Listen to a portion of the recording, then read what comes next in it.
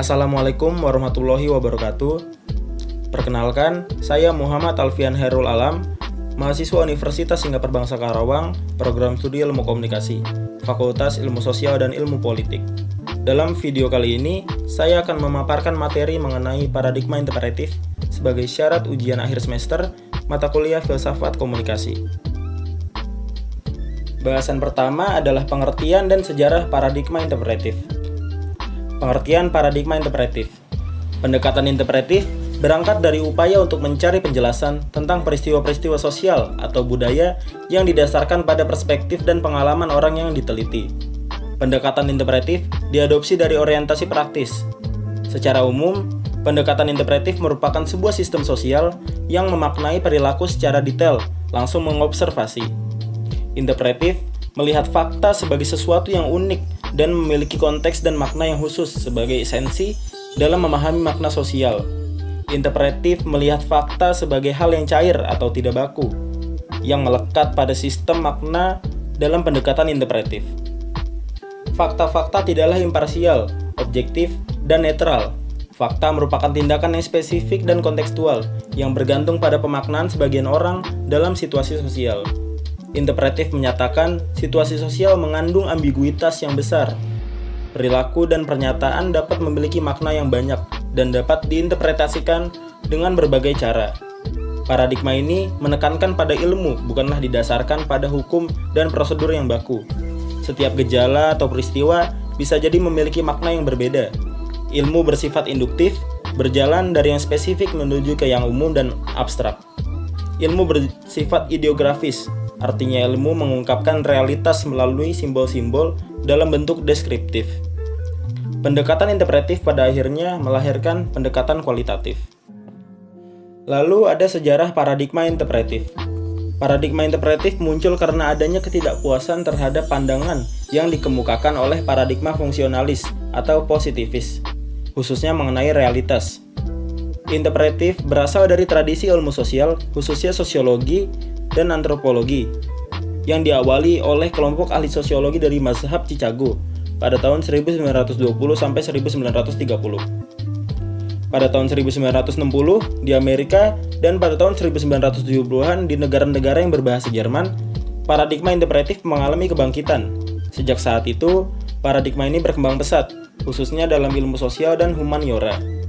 Dunia dipandang sebagai sesuatu yang tidak tertata dan terpola secara objektif, sehingga diperlukan pendekatan khusus untuk memahami setiap gejala yang muncul.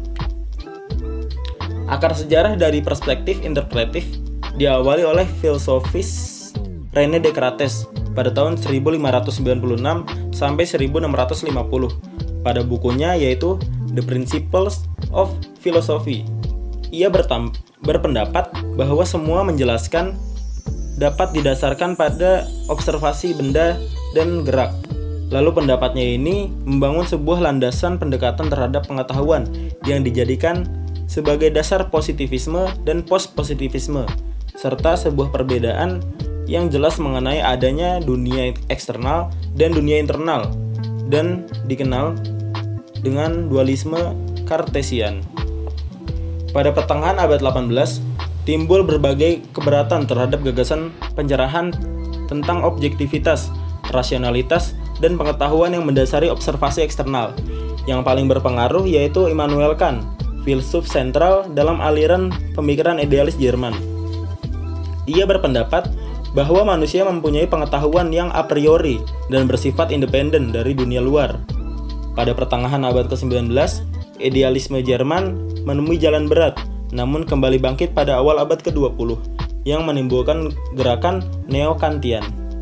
Menurut Max Weber, prosedur positivis yang ada dalam ilmu alam tidak dapat dijadikan metode pemahaman, dan ia menyokong gerakan interpretis ilmu sosial yang dapat mencatat makna subjektif individu yang tercakup pada perilaku sosial.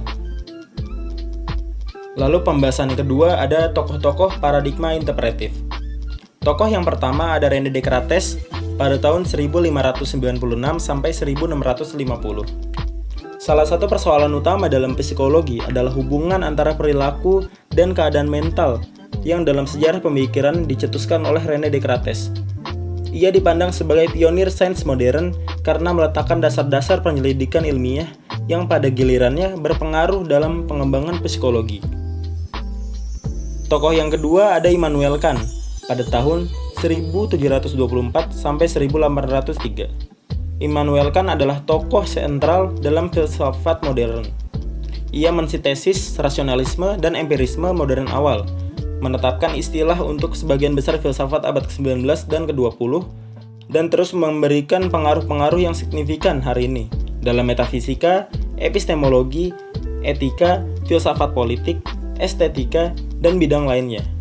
Ide mendasar dari filsafat kritis Kant merupakan dalam 3 kritiknya, yaitu kritik alasan murni pada tahun 1781 dan 1787, dan kritik alasan praktis pada tahun 1788. Tokoh yang ketiga ada Max Weber pada tahun 1864 sampai 1920. Max Weber diakui di seluruh dunia sebagai pemikir klasik terpenting dalam ilmu-ilmu sosial. Tidak ada seorang pun dalam sejarah ilmu-ilmu sosial yang lebih berpengaruh. Kedekatan antara kapitalisme dan protestanianisme, asal-usul agama dunia barat, kekuatan karisma dalam agama dan juga politik, proses rasionalisme yang merangkul semua dan harga birokrasi kemajuan, peran legitimasi dan kekerasan sebagai keturunan, kepemimpinan, kekecewaan dunia modern bersama dengan kekuatan agama yang tidak pernah berakhir, hubungan antagonis dan intelektualisme dan erotisme. Semua ini adalah konsep kunci yang membuktikan daya tarik abadi pemikiran Weber. Pembahasan ketiga yaitu ciri-ciri paradigma interpretif. Ciri yang pertama yaitu untuk memahami dan menggambarkan makna-makna dari aktivitas sosial. Ciri kedua yaitu definisi yang cair terhadap situasi yang diciptakan oleh interaksi manusia. Ciri yang ketiga, keberadaan sosial, manusia sebagai makhluk sosial, yang menciptakan makna dan secara konstan membuat kesan pada dunia mereka. Ciri yang keempat, menggunakan teori sehari-hari sangat kuat oleh orang banyak. Ciri yang kelima, tertanam dalam konteks dari interaksi sosial yang mudah dipahami. Ciri yang keenam, bagian yang tidak terpisahkan dari kehidupan sehari-hari. Pembahasan yang keempat yaitu teori komunikasi dalam paradigma interpretif. Yang pertama ada teori fenomenologi. Fenomenologi dicetuskan oleh Edmund Husserl pada tahun 1859 sampai 1938. Fenomenologi melihat objek dari ilmu-ilmu sosial yang meliputi segala sesuatu yang termasuk ke dalam tindakan sosial manusia, seperti percakapan, ungkapan, pikiran, perasaan, keinginan, dan lain-lain. Dunia kehidupan sosial ini tidak dapat diketahui begitu saja tanpa lewat observasi. Dalam eksperimen, sebagaimana dilakukan dalam ilmu alam, melainkan harus melalui pemahaman. Namun, sekarang kita memaknai kehidupan tidak secara apa adanya, tetapi berdasarkan oleh penafsiran yang diwarnai oleh kepentingan, situasi kehidupan, dan kebiasaan-kebiasaan kita. Oleh karena itu, fenomenologi menyerukan kembali kepada benda-benda itu sendiri. Lalu ada teori dramatisme dan narasi. Teori dramatisme dan narasi merupakan teori komunikasi yang dipengaruhi oleh interaksionalisme simbolik. Teori dramatisme dan narasi memusatkan diri pada peristiwa penggunaan simbol komunikasi. Dramatisme memandang manusia sebagai aktor di atas panggung metaforis yang sedang memainkan peran mereka, dan komunikasi atau penggunaan pesan dianggap sebagai perilaku untuk menghadirkan cerita tersebut. Lalu selanjutnya ada teori grounds, dikembangkan oleh Barney G. Glaser dan Anselm L. Strauss dalam bukunya yang berjudul The Discovery of Grounded Theory pada tahun 1967. Interpretivisme antara lain menurunkan metodologi penelitian yang dinamakan grounded theory dengan menurunkan kriteria bahwa data harus dikumpulkan dan dianalisis secara kualitatif, bukan kuantitatif. Sebagaimana dilakukan positivisme, teori yang dikembangkan bersifat membumi, dan kegiatan ilmu harus bersifat natural, apa adanya, dan menghindarkan penelitian yang diatur sebelumnya. Teori ini digerakkan oleh observasi empirik atau berdasarkan data-data. Teori ini dihasilkan dari proses sistematik. Pengembangan data teori ini bergantung pada pertimbangan dari sumber-sumber data yang banyak. Sumber-sumber data ini berbentuk wawancara, observasi, pengarsipan data, rekaman data, survei, teori-teori, dan penelitian-penelitian terdahulu, serta hipotesis dan evaluasi dari peneliti sendiri. Pembahasan yang kelima ada analisis contoh kasus menggunakan analisis semiotika. Yang pertama ada teori semiotika. Semiotika adalah suatu ilmu atau metode analisis untuk mengkaji tanda. Tanda-tanda ini adalah perangkat yang dipakai dalam upaya berusaha mencari jalan di dunia ini, di tengah-tengah manusia dan bersama-sama manusia. Semiotika pada dasarnya mempelajari bagaimana kemanusiaan memaknai hal-hal. Memaknai dalam hal ini tidak dicampur adukan dalam mengkomunikasikannya. Selanjutnya, analisis semiotika pada film Laskar Pelangi. Film Laskar Pelangi mengangkat tema sosial yang sangat melekat pada kehidupan masyarakat Indonesia. Film ini mengangkat aspek-aspek human interest, di mana tujuannya adalah perasaan penonton meliputi perasaan lucu, sedih, gembira, maupun haru. Adegan film Laskar Pelangi kebanyakan terfokus pada kisah perjuangan anak-anak Belitung yang tinggal di pesisir untuk menempuh pendidikan yang memiliki keterbatasan materi, serta diiringi beberapa konflik di dalamnya. Berikut hasil analisis data beserta temuan penelitian film Laskar Pelangi berdasarkan pendekatan teori semiotika. Yang pertama yaitu Sekolah Muhammadiyah dan Sekolah UPT SEI Belitung PN sebagai penanda sosial. Frame di atas mendeskripsikan kondisi Sekolah Muhammadiyah dan Sekolah PN.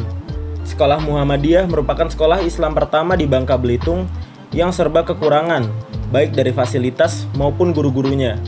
Hal tersebut berbanding terbalik dengan sekolah PN Timah. Sekolah PN merupakan sekolah yang memiliki fasilitas serba mewah, baik dari fasilitas seperti perpustakaan, bus pengangkut siswa, kolam renang, dan memiliki guru-guru yang banyak. Kondisi kedua sekolah yang berkebalikan ini merupakan ikon dari penanda sosial kedua sekolah tersebut. Lalu berikutnya ada kostum atau seragam sebagai penanda sosial. Kostum yang digunakan oleh tokoh-tokoh yang bersekolah di Muhammadiyah serba sederhana. Kostum sederhana ini juga digunakan oleh orang tua siswa yang sekolah di Muhammadiyah.